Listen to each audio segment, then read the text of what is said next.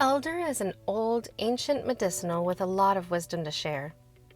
It's easy to grow, identify in the wild, and grows prolifically once established. Elderberries are a super delicious, antioxidant-rich, medicinal fruit from the elder. Elders are adaptable plants that can thrive in many types of soil conditions, yet prefer moist, well-drained soil. You might find them near rivers, creeks, wetlands, or along the roadsides of the highway.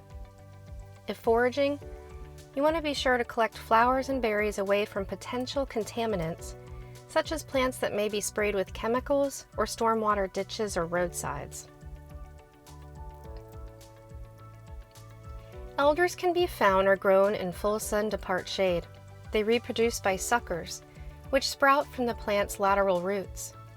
Because of this, many plants are often found growing together. Elderberry shrubs have opposite, elongated, deciduous leaves opposite of each other along the stem. You can feel tiny bumps all along the bark. It's extremely important to identify, as there are some lookalikes, such as water hemlock, that can be deadly. The leaves, stems, and unripe berries of elderberry are toxic, so it's important to be vigilant about not including any of these when processing elderberries or elderflowers. There are different varieties of elder depending on where you live.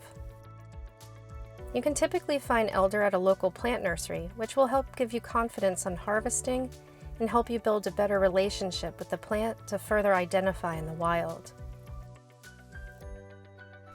Elder flowers contain their own medicinal benefits, and flower infusions are an antiviral and can be used as a gargle for sore throats, inflamed gums, as a relaxant, and help to reduce fevers. The creamy white flowers are bursting with scent and pollen. The flowers contain natural copious yeast in the pollen, making them excellent for fermentation drinks, such as elderflower champagne, mead, or kombucha. Do not wash the flowers for this reason. Just shake off any insects and remove the thick stems. Once the pollinators visit, the cute white blooms transform into juicy, ripe berries full of medicinal qualities. The clusters of flowers give rise to green berries and ripen into plump, deep purple, nourishing berries. The dark-colored berries are a powerful natural remedy in preventing and shortening the duration of viral infections like colds, flus, and upper respiratory infections. Elderberries are rich in folic acid and vitamins A and C. Elder's immunomodulating and accompanying antiviral qualities give a boost to the immune system. Viral diseases mutate often and can evolve, making it an efficient ally during flu season. Elderberry and elderflower hold their vitality in the dehydration process and can be dried to store in your own apothecary. Once berries are completely dry, remove the stems and any remnants of twigs before storing away. Most of the medicinal qualities are extracted out of the elderberries through water and alcohol extraction.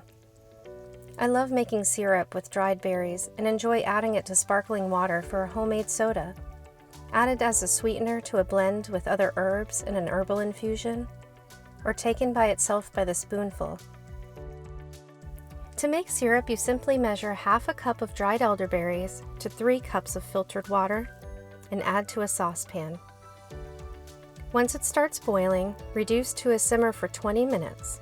Add local honey. Strain, and then you're done. You can store it in the fridge for up to a month. I always like to label it and add the date. You can add cinnamon sticks, hawthorn berries, and other herbs, or just make the simple syrup.